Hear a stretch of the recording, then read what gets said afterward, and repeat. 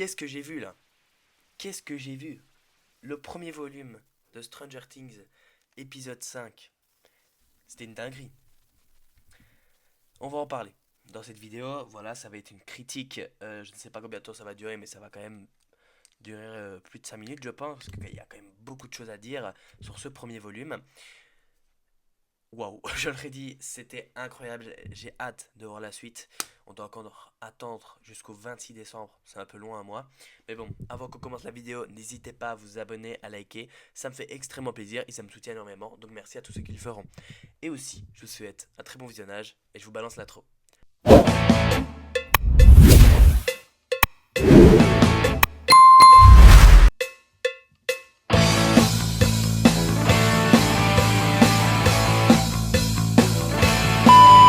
Voilà les gars. Donc on va pouvoir parler du volume 1 de Stranger Things saison 5. Déjà, on va parler déjà, comme vous le voyez ici, de Dustin. Son évolution depuis la saison 1 est incroyable. Vous voyez, il était un peu. On va employer les termes, hein, il était un peu con au début. En fait, il était intelligent, mais con à la fois, dans sa manière d'agir, mais il était très intelligent. Et au fur et à mesure, il devient beaucoup moins con dans sa manière d'agir. Et aujourd'hui, à la saison 5, tu le vois, il a pris beaucoup de maturité. Et c'est juste incroyable le développement qu'ils ont pu lui mettre de la saison 1 à la saison 5 de maintenant. Donc ça, franchement, c'était super sympa à savoir. Aussi, mon personnage préféré, qui est d'entour, Steve Harrington, je l'adore. C'est mon personnage préféré, franchement. Il y avait des rumeurs comme quoi il allait mourir. Peut-être que ça va arriver. Parce que voilà, cette saison 5 va être troublante en accident et en mort. Comme on a pu le voir pour Karen et le père des Wheeler. Je ne sais plus comment il s'appelle le père, mais bon, pas grave. Mais Karen, elle s'est fait déchiqueter là par le démon Gorgon, tout simplement. J'ai eu très peur, j'ai ressenti vraiment à ce moment-là, je me disais, non, s'il vous plaît, ça peut pas arriver.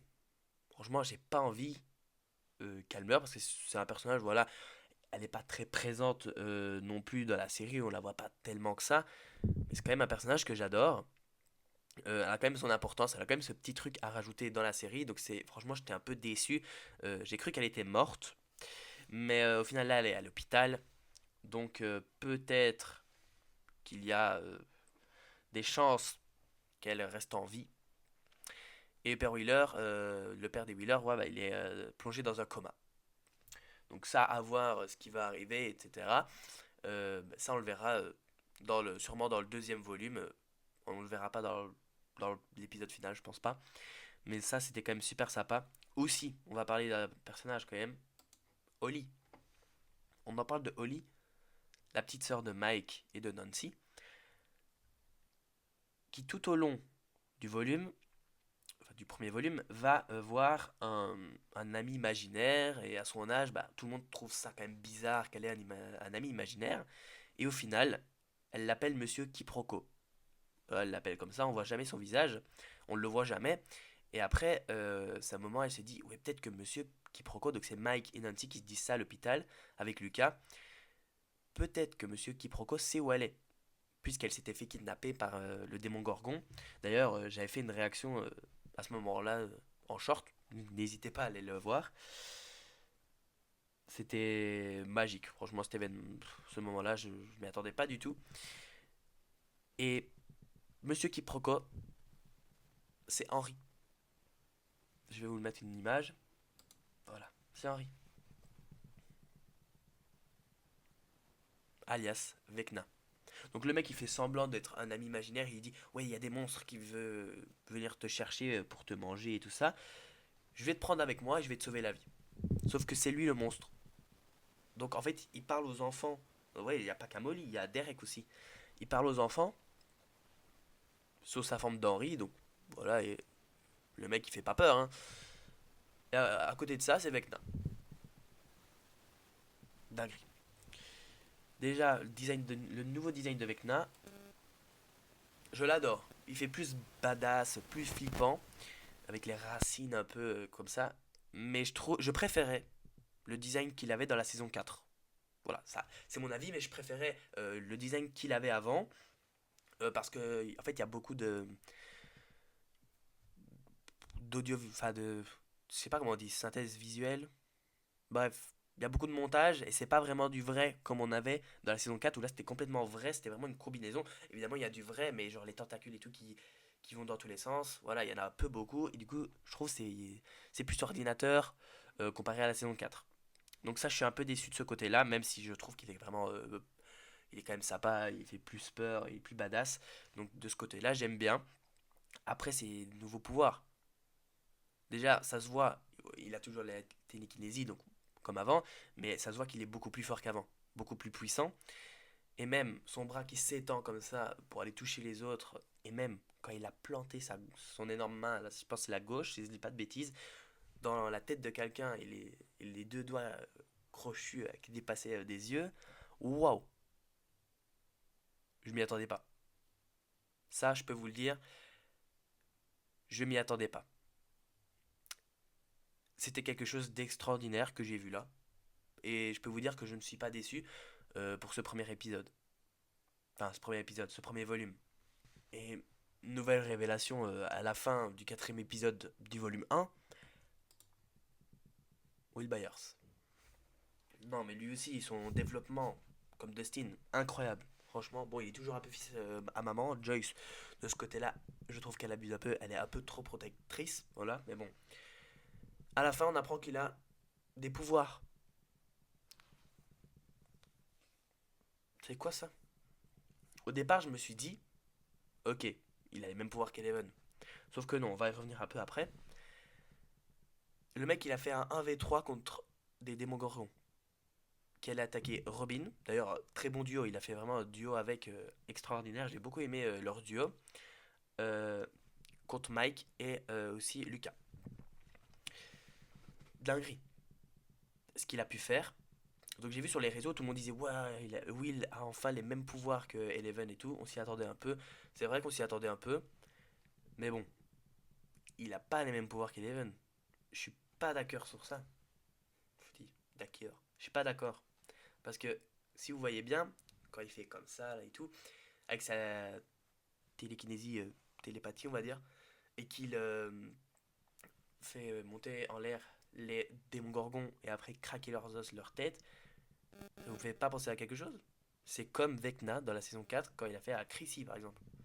Elle a levé et ses os ont commencé à craquer, sa tête, la bouche ouverte et tout. C'est exactement ce qui s'est passé avec les démons gorgons. Ça veut dire qu'il a les mêmes pouvoirs et moi, je préchote un truc, hein, théorie. Je suis sûr et certain, c'est lui qui va mettre fin à Vecna. Vous allez me dire, mais non, ça va être 11, ça va être 11. Je suis pas sûr. Il y avait des rumeurs. Évidemment, c'est une rumeur, hein. Comme quoi elle allait mourir. Je pense pas qu'elle mourrait, mais peut-être qu'elle serait blessée. Avec les. Peu, dans le film, ils disent. Enfin, dans la série, ils disent kryptonite, un peu, c'est la kryptonite de Elf. Peut-être blessée par rapport à ça. Ça, je ne sais pas. Mais mourir, je pense que ce serait un peu fort de faire ça. Un peu le personnage principal, vraiment. Je sais pas. Ça, c'est mon avis. Mais bon. En tout cas, très content d'avoir pu voir Will comme ça, avec les yeux blancs et tout. Waouh. Franchement, une grande scène d'action absolue de cinéma. Aussi, duo entre Robin et Will. Bon, on en a parlé juste avant 2 secondes. Il est incroyable ce duo. On en parle comme il est incroyable. Moi, personnellement, j'ai adoré ce duo.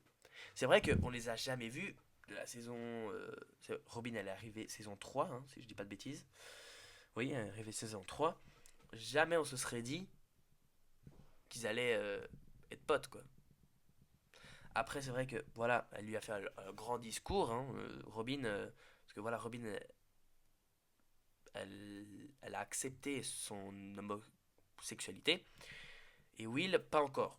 Alors, c'est vrai, il l'a pas encore dit, mais je pense, hein, même, on le pense tous qu'il est homosexuel et qu'il est atterré par Mike.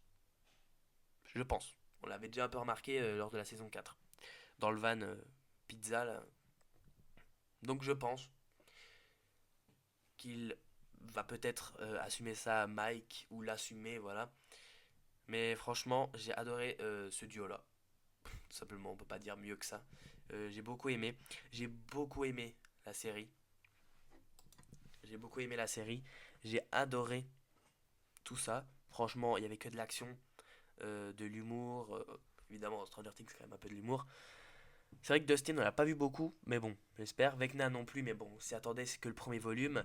On a encore 5 épisodes qui vont sortir. 4 le 26 décembre et 1 en janvier, le 1er janvier, si je dis pas de bêtises. Je sais plus quand c'est, mais c'est en janvier pour l'épisode final. Donc j'ai vraiment hâte de voir la suite. Évidemment, on fera encore une vidéo critique sur le volume 2 et une vidéo critique sur l'épisode final.